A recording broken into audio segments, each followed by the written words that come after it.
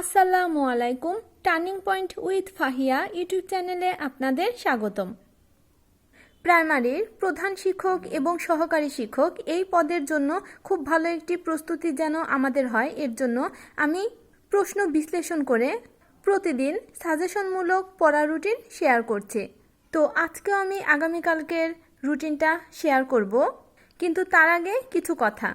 আমি আমার গত ভিডিওতে বলেছিলাম যে বিপিএসসি যতগুলো পদে প্রকাশ করুক না কেন নিয়োগের জন্য আপনারা তার অর্ধেক মনে করবেন, কারণ আমি আগেই নিয়োগের বিধিমালাটা দেখেছিলাম, কিন্তু শতভাগ নিশ্চিত না হয়ে যেহেতু আমি কোনো ভিডিও করি না বা বলি না, এর জন্য আমি কিছু বলিনি।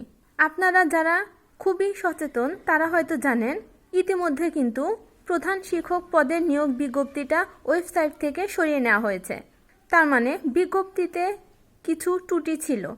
আসলে আগের বিধিমালায় ছিল 35% সরাসরি নিয়োগের মাধ্যমে প্রধান শিক্ষক নিয়োগ দেওয়া হবে, কিন্তু 2025 সালে এই নিয়োগের বিধিমালায় একটু পরিবর্তন এসেছে। এখানে 20% সরাসরি নিয়োগের মাধ্যমে এবং বাকি পোস্টগুলোতে পদোন্নতির মাধ্যমে নিয়োগ দেওয়া হবে। সেক্ষেত্রে আমরা যেটা জানতাম 2169টি পদের জন্য প্রাইমারি প্রধান শিক্ষক পদে নিয়োগ সার্কুলার আসবে, এটা কিন্তু হবে না। এখন সার্কুলারের পদ সংখ্যা অনেক কম থাকবে, তবুও 1000+ পদ থাকবে। আপনাদের সুবিধার জন্য আমি আরও একটি তথ্য দিতে চাই।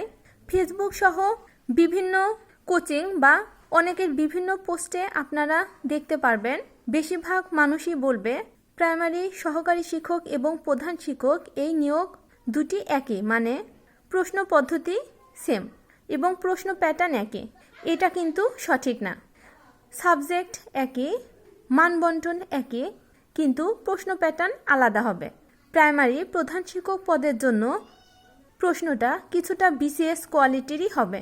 তার কারণ প্রাইমারি সহকারী শিক্ষক এই পদের প্রশ্নকর্তা কিন্তু বুয়েট, আর প্রধান শিক্ষক পদটি নিয়োগ দিয়েছে বিপিএসসি এবং এটা পিএসসি নন ক্যাডারের একটি চাকরি, আর এখানে প্রশ্ন করবে পিএসসি। তাই বুয়েটের প্রশ্ন এবং পিএসসি করা প্রশ্নর কোয়ালিটি কিন্তু এক হবে না। এক্ষেত্রে কিছু সুবিধা আছে। একই সিলেবাস একই মানবন্টন হওয়ার কারণে একই টপিকস দিয়ে কিন্তু আপনাকে পড়তে হবে। তাই আপনি যদি এখনই একটু ভালোভাবে প্রস্তুতি নেন তাহলে এক প্রস্তুতিতেই আপনার বেশ কয়েকটি চাকরি পরীক্ষার প্রস্তুতি হয়ে যাবে। সেক্ষেত্রে আমি খুবই বিশ্লেষণ করে প্রতিদিনের পড়ার রুটিন শেয়ার করছি।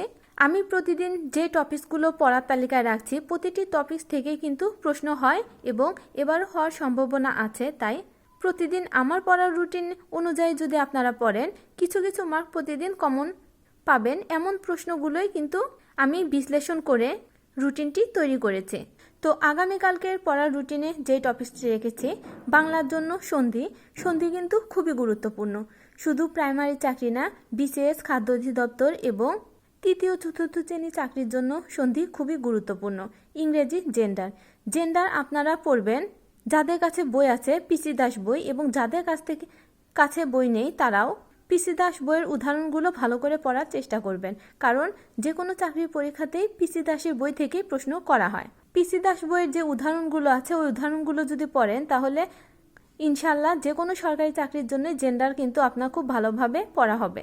গণিতের জন্য লাভ ক্ষতি এবং প্রাইমারি 18 সালের যে পরীক্ষাগুলো হয়েছে 2018 সালের সব প্রশ্নগুলো পড়বেন, পাশাপাশি বিসিএস 10তম বিসিএসের প্রশ্ন পড়বেন।